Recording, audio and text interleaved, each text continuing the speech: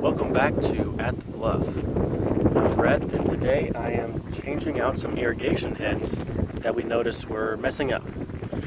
They were actually, after a while, they either get some rocks in them or some of the teeth are missing, and so they don't actually actuate and turn like they should.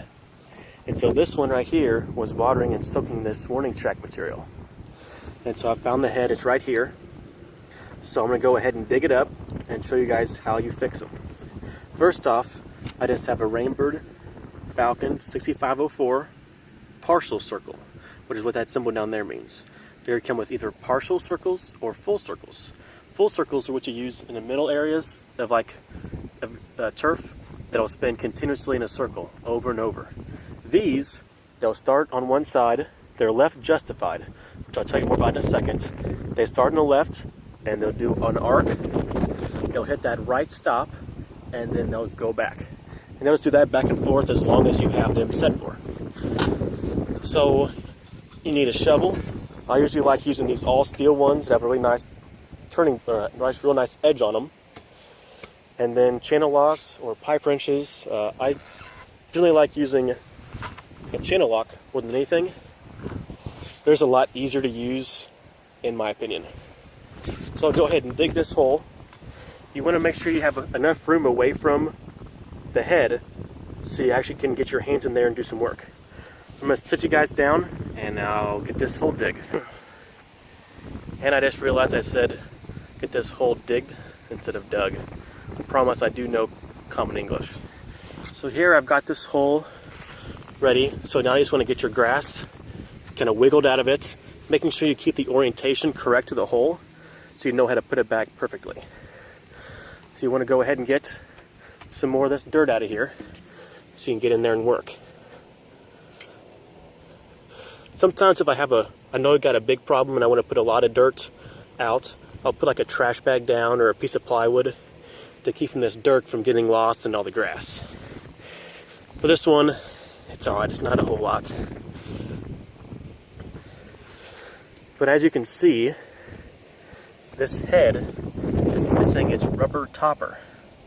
If you look at that, compared to this, you can tell that it's missing that top rubber piece. So my guess is that it was kind of stuck up a little bit, and a mower came by and hit it. They didn't see it and hit it, or kids are great at saying, what's that sticking out? I'm gonna go kick it. It's not good. So, you usually only want to hand tighten heads, but a lot of times after they sit in the ground a long time, you're going to have to use channel locks. So I'm going to go ahead and sit you guys down and I'll get this loosened up. This one is stubborn.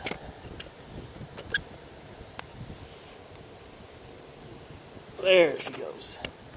This one was really tight. So you just want to keep going and keep spinning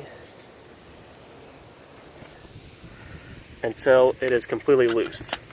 And be mindful you don't want to take it out right away. You want to make sure that some of this loose dirt is secured so it doesn't go ahead and fall in the hole. Because then that'll just get into your irrigation line. Next time you water, your nozzle will be all plugged up with mud.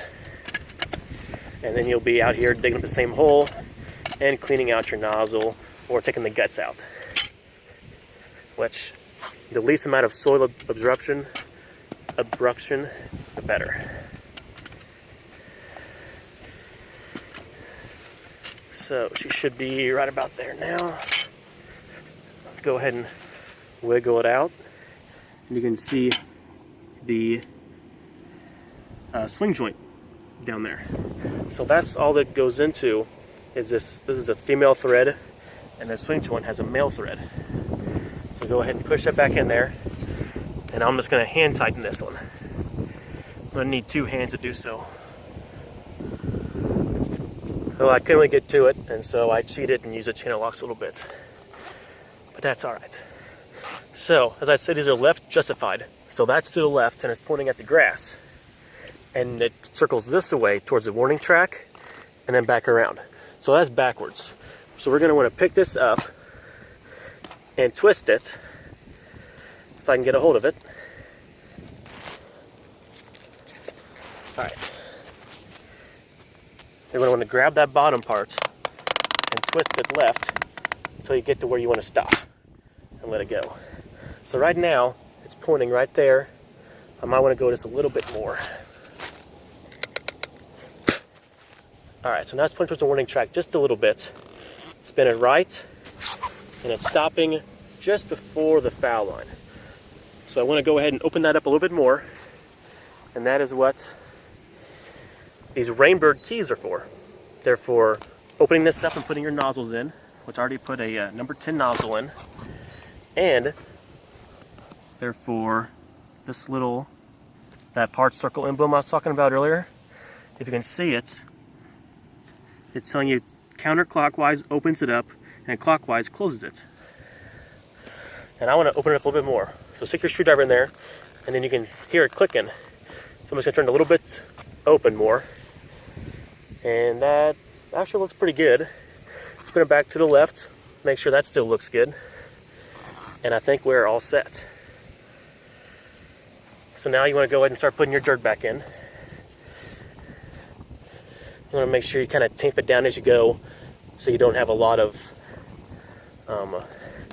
settling later to come, and then you have a low spot. So you can use a tamp or you can use like a sledgehammer. Today I just have my hand, so that will have to work. So kind of pound it all in. Make sure you get all these little bitty crumblies. That's where the plywood comes into hand. Then we'll go ahead and slide this grass back over.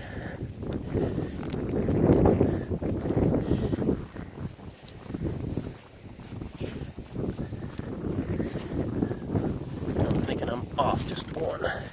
Kind of twist it around to make sure you get it in the right hole.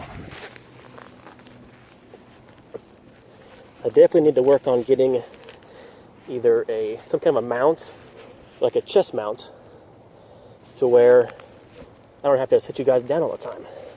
You guys can actually see me do it, but so much of this is two-hand jobs that it's kind of hard to hold you with one hand and do it with the other.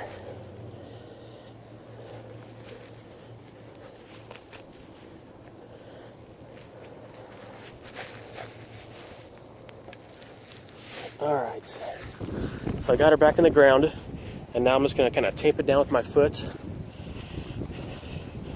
And this is not a very pretty one, but it'll settle. It'll always settle. You want to go ahead and find that hole and make sure you're lined up with the irrigation head, so it'll go ahead and pop up when it's supposed to. And then we're done. So thanks for joining me for another episode of At the Bluff, and we'll see you next time. Thanks for watching.